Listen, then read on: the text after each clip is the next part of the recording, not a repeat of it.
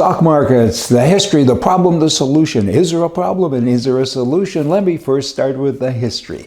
Stock markets were founded about, I don't know, 8, 9, almost 1,000 years ago in the early 1200s. The first organized market began in Amsterdam in 1611. The first stock market in America was actually in Philadelphia. It was the Philadelphia Stock Exchange, and it was founded in 1790, and it had a profound and positive impact on the economy. It was really something. All of a sudden, things started to move quickly because way back before Philadelphia, auctioneers were actually involved a lot. And I'm an auctioneer, so I kind of get all of that. It's kind of fun, but a lot of things were sold that way. All of a sudden, now you had it combined with a group of guys. It was called the capital market, stock market, etc., and away it went. A capital market is a financial market in which securities are bought and sold, and it's regulated. This is the issue. We'll get to that with the problem, but it's highly regulated by the SEC, the Securities and Exchange Commission, which is a good thing. You do need regulation in a fast-moving animal like this, like the stock market world. Many stock exchanges, they provide browser-based platforms that allow individuals to buy shares in primary and secondary markets, and there's so many pieces to it. Go to some of the websites, and you kind of think you need a degree just to get through it. But you know what? A company goes public. What does that mean? You go public, you go find a security lawyer, you get your shares all ready to go, and there's all kinds of rules to get you there, but you can do it. Treasury shares now effectively become your currency. It's like money. You can issue those shares, you can pay for things, you can buy businesses, you can do all kinds of things, you can give bonuses and incentives to employees. Public companies are kind of sexy with regard to that. Shares held by the public can be bought and sold, though, on a daily basis. There's all kinds of restrictions for people that work at the company and directors and insiders, but hey, the public can buy and sell on a daily basis. The process is very fast. Back to that auction thing. It's a very fast deal. You got to kind of be with it and be awake.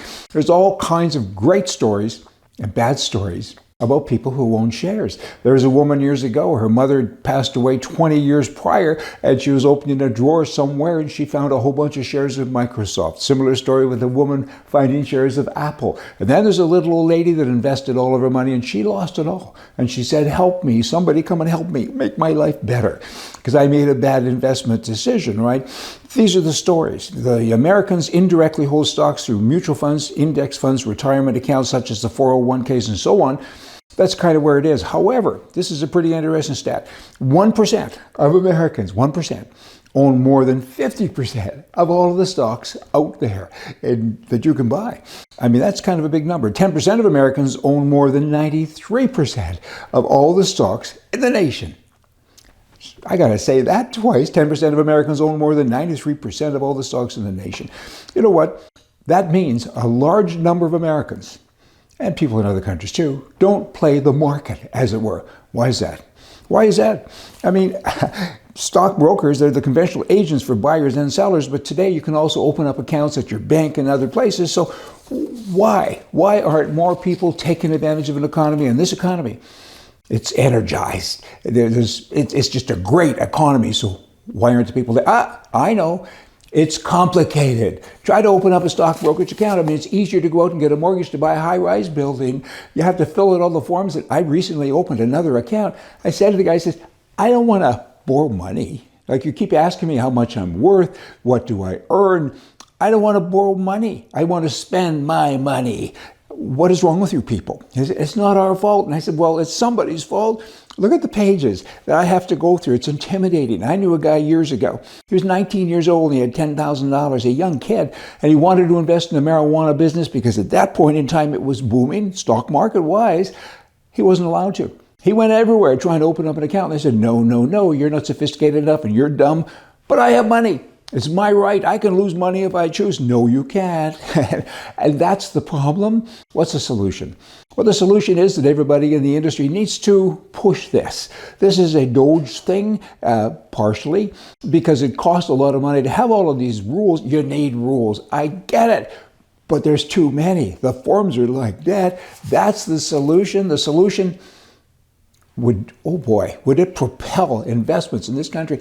If people could do it easy, they'd all get involved and they would invest. So many people say, I want to buy that. I read about this. But they can't. They go to open up an account and the guy says, well, you're not smart enough to do that. And there needs to be a solution because there is a problem and there's a great history. And the stock market and capital markets, it made America, and it will continue to make America because people need to be able to be shareholders simply, in a simple way. and companies need to have a better path. The money and the time the corporations spend to go public, to remain public, again, they need to do a bunch of that. So don't eliminate it all because then you'd have chaos, but it can be streamlined a whole bunch. So if you all are in the industry, get on that, fix it. Hey, see ya.